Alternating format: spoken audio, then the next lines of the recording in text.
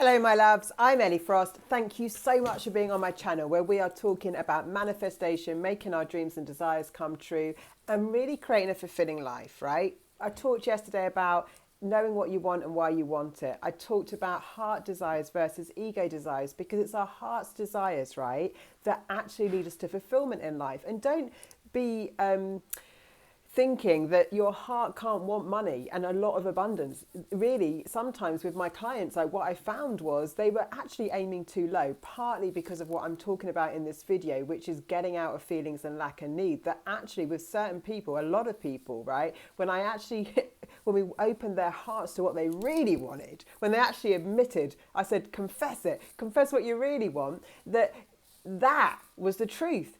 And it was bigger. It might have been more money. It might have been a bigger goal. It might have sounded a bit outrageous, but their heart really desired it. And when we try and dampen down our hearts, right, take a little bit less than, settle for less than we know inside we really want. The thing is, we don't powerfully manifest because of what I'm going to teach you today, right?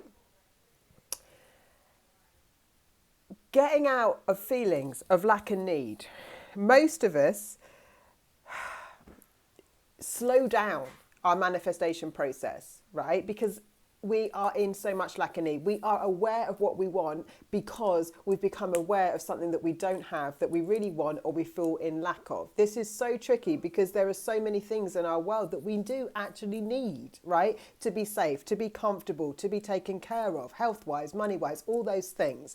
So, and even love, connection, relationships, these are human needs. They're primal needs, right? So it's natural to want and need stuff. We got to know that. But when we're actually working on manifestation, which means being an energetic match in the universe to allow what we want, right, to come to us as quickly and easily as possible, then when we are practicing or caught up in feelings and emotions that are predominantly in how much we feel the lack of what we want and need, we're repelling our manifestation more than we're attracting it. It's a natural thing for a human being to, when we really need money, to really feel a lack of money when we can't pay for something. It's a natural emotion, but we've got to process that emotion and then move our energy differently if we want to speed up the manifestation. Now you can, by the way, manifest in any emotion. I've manifested when my back's been up against the wall. It's just not the most comfortable thing to do, and it's not the fastest often, because the more we can work in times when we can, right, when things are really urgent and really stressful, all we can really do is manage our energy to come back into as peaceful and as neutral as we can. Yeah, there will be sometimes things in life where we've really needed something and it's very disappointing that it didn't come on time. Yeah, we don't just want the money or the thing, we want it on time. Yeah, time is a big one that I was teaching in the membership Live Fully Now yesterday about how most of us are in more scarcity and lack about time than we are about money, because we need the money on time to pay our bills, right? We want to get pregnant before it's too late. We want to, it's time that is our biggest, that we get in the most scarcity about. But if we're predominantly living in running out of time, which could be very true in our experience, then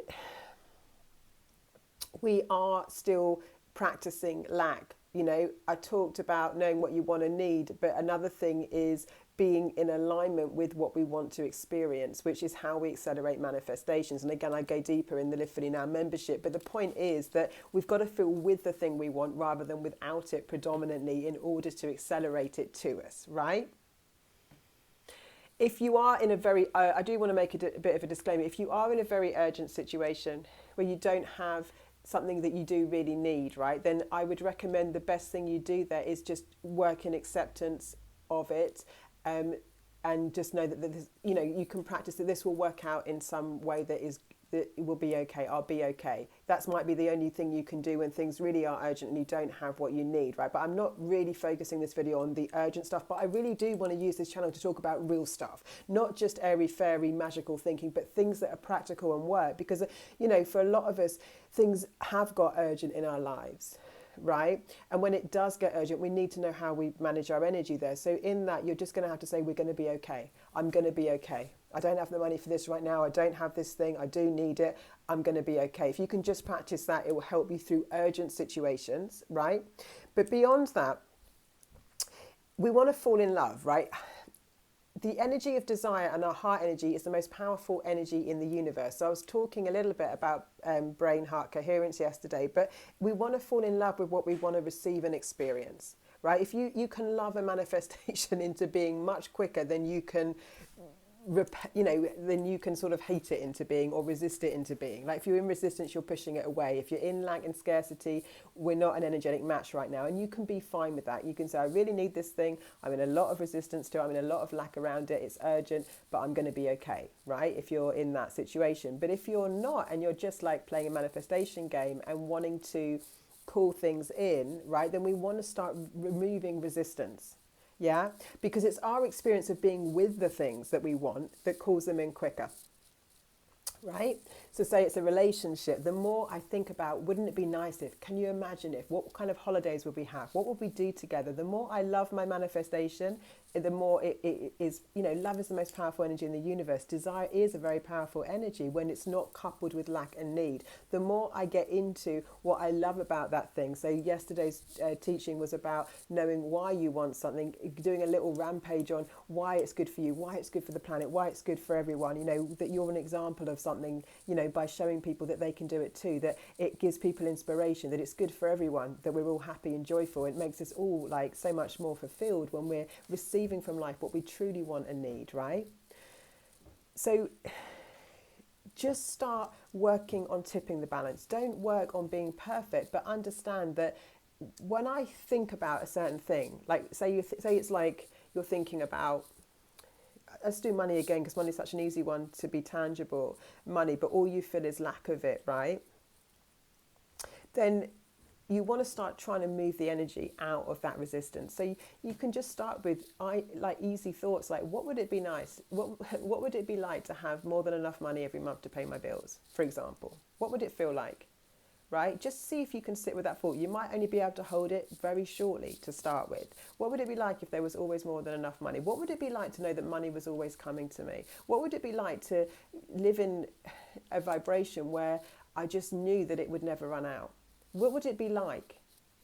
Open questions are really good at shifting us because you don't create resistance in the body. When you say something, for a lot of people, if you say, I'm a millionaire, I've got more than enough, your whole body could be in resistance to that if you've been practicing and living in a lot of scarcity and lack, right? For a lot of your life, which a lot of us have, right? So it's like, the problem is if you try and affirm something that your body is in resistance to, you actually create more resistance. If I say to myself right now, I'm a multi-millionaire, blah, blah, blah, everything in my body isn't turned on by that. It's resisting that. I know it's not really true, right? But if I play with open questions, right, that are like, what would it be like to have more than enough money? What would it be like to feel safe with money? What would it be like to really trust myself with money? What would it be like to know that money's always coming to me? What would it be like to have a different relationship, a different experience of money altogether, right? You can just start there because that will help you create an emotional state. Because when people teach, well, just feel the feelings of having it, for a lot of us, we haven't had that experience yet. Yeah?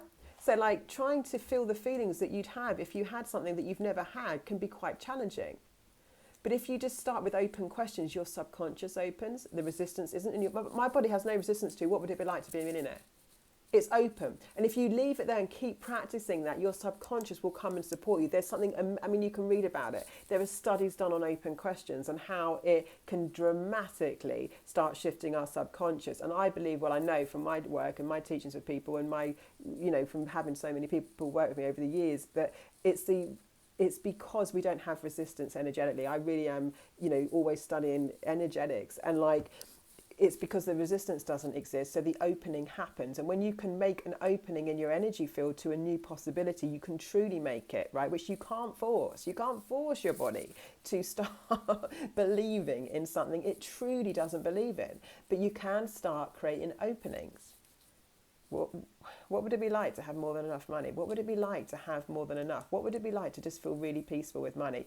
I promise you, this way of conditioning your subconscious brain kind of like is a hack, because instead of like affirming, I'm rich, I'm rich, I'm rich, I've always got enough, and then of course the next bill's coming in and you're like, well, I can't pay my bill, and the resistance is just building because you're now completely contradicting your reality in a way that your body can't handle, right? Some people can, but a lot of people can't.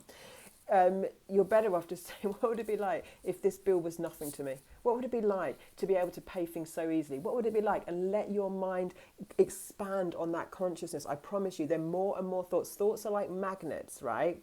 And when we feel emotions around thoughts, we add energetic charge that attracts more good things to us when it's positive, and negative things when it's negative. So it's our emotions attached to thoughts that's the issue. And when you are feeling negative emotions like, oh my gosh, this is overwhelming, I can never get out of it, try and, when you're in overwhelm, stop attaching more thoughts, because thoughts are magnets. Try and break your thinking. That's why people teach meditation, because thoughts are magnets. If you're on a downward trajectory, you're going to attract more downward thoughts. If you're on an upward one, you're going to attract more upward thoughts. So we want to open to being available for more higher consciousness thoughts coming to us, which can start with these open-ended questions. What would it be like to just be easy with this? What would it be like to know that I'm always supported by the universe and that money's always flowing to me in some way? Money can come to me in every way, always, every day. What would it be like to have a completely different experience of money? What would it be like, right?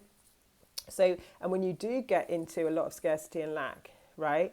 When you are feeling the lack of something, just try and break your thought patterns. Just accept it is. This is where I am right now, and I'm going to be okay.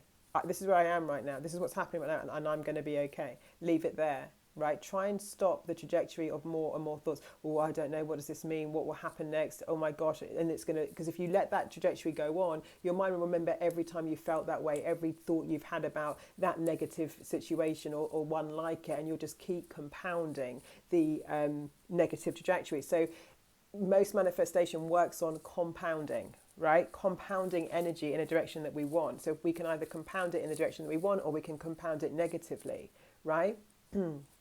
So just a next exercise is play with these open-ended questions, right? Know that like the more love you can feel towards something, the better. But when you are going into a negative trajectory, just drop it. Just drop it. Don't think about that thing then. When your energy maybe in the morning is reset again, right? You might go for a walk or do anything, if you meditate, whatever. Then you can start playing again with more positive thoughts. And eventually your percentage of positive thoughts around something, any subject, will get more on a positive trajectory than a negative one the more you practice this. But you don't force it. You don't force it, because forcing creates resistance. What we want is flow and compounded momentum. Any questions, let me know. Lots of love. I'll speak to you soon.